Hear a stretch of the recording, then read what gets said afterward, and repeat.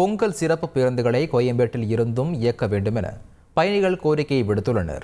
பொதுமக்கள் சொந்த ஊர்களுக்கு செல்ல தொடங்கியிருக்கும் நிலையில் சென்னையின் மையப்பகுதியில் இருந்து கிளாம்பாக்கம் செல்வதற்கே பல மணி நேரம் ஆவதாக பயணிகள் வேதனை தெரிவிக்கின்றனர்.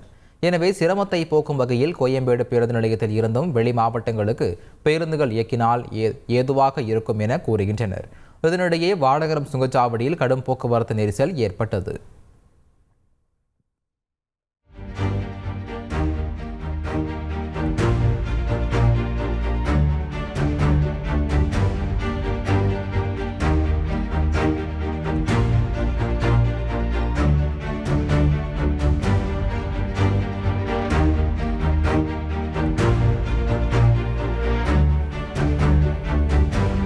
கோயம்பேடுலேருந்து பஸ்ஸு போகும்போது எங்களுக்கு ரொம்ப சிரமம் இல்லாமல் ஈஸியாக இருந்துச்சு.